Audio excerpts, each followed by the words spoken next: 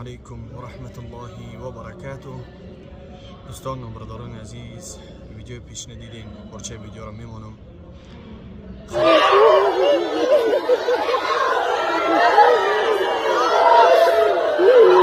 خداوند برای این سه برادر که از یک عائله، از یک خانه، از دنیا رحلت کردن به سوی عقبه آخره، به سوی انشاءالله که امیدوار هستیم که به سوی جنت الله سبحانه و تعالی همه گناهاشون عفو و مغفرت بگردانه و در خاندان اونها صبر جمیل عطا بفرماید. هر یک کدوم ما و شما میدونیم که چی مصیبت است که یکی از نزدیکاتان، یکی از خویشاونداتان از دنیا بگذره.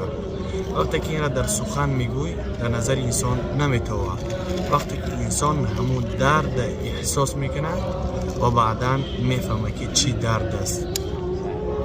از همون خاطر دوستان عزیز، الحمدلله که ما هر یک کدوم ما و شما مسلمان هستیم. در حق این برادر را دعا کنیم که خداوند تمام گناه ها و خطاهاش الله سبحانه و تعالی عفو و مغفرت بگردانه و داخل جنت الفردوس الاعلا بگردانشان بغیر حساب ولا عذاب. والله که وقتی که گریان این مادرها را دیدم، اپا و خواهرها را دیدم که چقدر گریه میکنن، والله گریان شدم و خود من احساس کردم در جو مکانی ما. خدا نکنه فرزندهای ما را از دنیا بگذارن.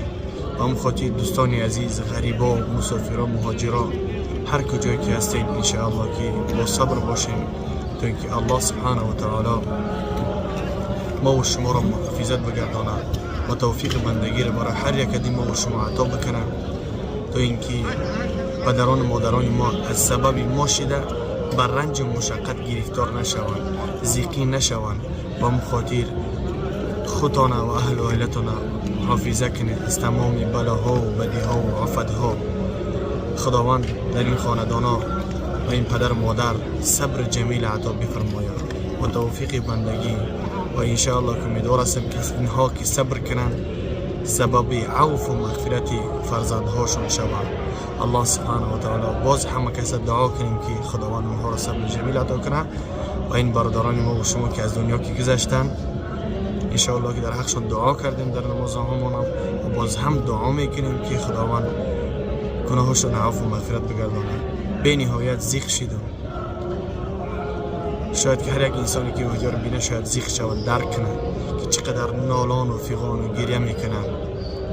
الله المستعان. خداوند صبر جمیل عطا بفرماید. باقی در امان الله باشین. از دعای صالحتان ما را فراموش نکنید. السلام علیکم و رحمت الله و برکاته.